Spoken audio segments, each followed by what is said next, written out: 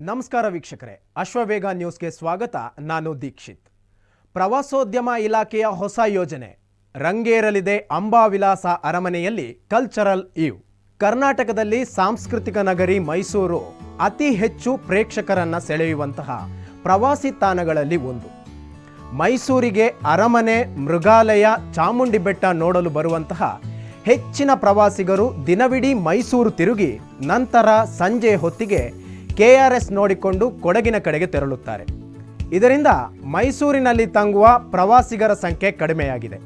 ಇದರಿಂದ hotel, mall ಮುಂತಾದ ವ್ಯವಹಾರಗಳಿಗೆ ತೊಂದರೆಯಾಗಿದೆ. ಅಲ್ಲದೆ ಮೈಸೂರು ಜಿಲ್ಲೆಯ ಆರ್ಥಿಕ ಅಭಿವೃದ್ಧಿಗೆ ಪ್ರವಾಸೋದ್ಯಮದಿಂದ ಹೆಚ್ಚಿನ ಮಟ್ಟದ ಕೊಡುಗೆ ದೊರೆಯದೇ ಇರುವುದನ್ನು ಮನಗಂಡ ಜಿಲ್ಲಾಡಳಿತ ಹಾಗೂ ಪ್ರವಾಸೋದ್ಯಮ ಇಲಾಖೆ ಹೊಸ ಯೋಜನೆಯನ್ನು ಪ್ರಾರಂಭಿಸಲು ಮುಂದಾಗಿದೆ. ಅದೇನೆಂದರೆ ಮೈಸೂರು ಅಂಬಾವಿಲಾಸ ಅರಮನೆಯಲ್ಲಿ ಕಲ್ಚರಲ್ ಈವ್ ನಡೆಸುವುದು. ಅಂಬಾವಿಲಾಸ ಅರಮನೆಯಲ್ಲಿ ಭಾನುವಾರ ಮತ್ತು ಸರ್ಕಾರಿ ರಜಾ ದಿನಗಳನ್ನು ಹೊರತುಪಡಿಸಿ ಉಳಿದ ಎಲ್ಲ ದಿನಗಳಲ್ಲಿಯೂ ರಾತ್ರಿ 7ರಿಂದ 8 ಗಂಟೆವರೆಗೆ ಧ್ವನಿ ಮತ್ತು ಬೆಳಕಿನ ಕಾರ್ಯಕ್ರಮವು ನಡೆಯುತ್ತದೆ ಮತ್ತು ಇದಕ್ಕೆ ರೂಪಾಯಿ 100ರ ಟಿಕೆಟ್ ಪಡೆಯಬೇಕು. ಪ್ರತಿ ತಿಂಗಳಿನ 2 ಮತ್ತು 4ನೇ ಶನಿವಾರ ಮತ್ತು ಭಾನುವಾರದಂದು ಧ್ವನಿ ಮತ್ತು ಬೆಳಕು ಕಾರ್ಯಕ್ರಮ ಮುಗಿದ ನಂತರ 8 ಗಂಟೆಯಿಂದ 9:30ರ ತನಕ ಸುಮಾರು 1.5 ಗಂಟೆಗಳ ಕಾಲ ವಿಶೇಷ ಸಾಂಸ್ಕೃತಿಕ ಕಾರ್ಯಕ್ರಮಗಳನ್ನು ಆಯೋಜಿಸಿ ರೂಪಾಯಿ 200ರ ಟಿಕೆಟ್ ಪಡೆಯಬೇಕು. ಈ ಮೂಲಕ ಪ್ರವಾಸಿಗರು ಶನಿವಾರ ಮಾತ್ರವಲ್ಲದೆ ಭಾನುವಾರವೂ ಮೈಸೂರಿನಲ್ಲಿಯೇ ತಂಗುವಂತೆ ಮಾಡಬೇಕು ಎಂಬುದು ಈ ಯೋಜನೆ ಹಾಗೂ ಪ್ರವಾಸೋದ್ಯಮ ಇಲಾಖೆಯ ಉದ್ದೇಶ. ಸದ್ಯ ಅರಮನೆ ಮೈದಾನದಲ್ಲಿ ಮಾಗಿ ಉತ್ಸವ ನಡೆಯುತ್ತಿದೆ. ಈ ಉತ್ಸವದಲ್ಲಿ ವಿಶೇಷ ಏನಪ್ಪಾ ಅಂತಂದ್ರೆ ನಮ್ಮ ಹೆಮ್ಮೆಯ ಅರ್ಜುನ ಆನೆಯ ಕಲಾಕೃತಿ ಭಾರೀ ಗಮನ ಸೆಳೀತಾ ಇದೆ.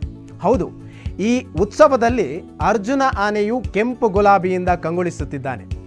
8 ಬಾರಿ ದಸರಾ ಅಂಬಾರಿ ಹೊತ್ತಿದ್ದ ಅರ್ಜುನನಿಗೂ ಮೈಸೂರಿಗೂ ಅವಿನಾಭಾವ ಸಂಬಂಧ.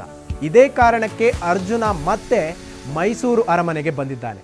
ಕೆಂಪು ಬಣ್ಣದ ಗುಲಾಬಿ ಹಾಗೂ ಬಿಳಿ ಬಣ್ಣದ ಸೇವಂತಿಗೆ ಮತ್ತು ಇನ್ನಿತರ ಹೂಗಳಿಂದ ಆನೆಯನ್ನ ನಿರ್ಮಿಸಲಾಗಿದೆ.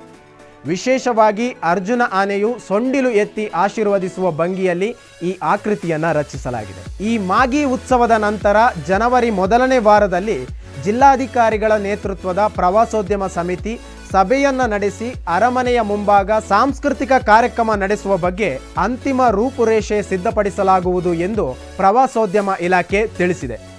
ಹೆಚ್ಚಿನ ಮಾಹಿತಿಗಾಗಿ ನೋಡ್ತಾ ಇರಿ ಅಶ್ವವೇಗ ನ್ಯೂಸ್.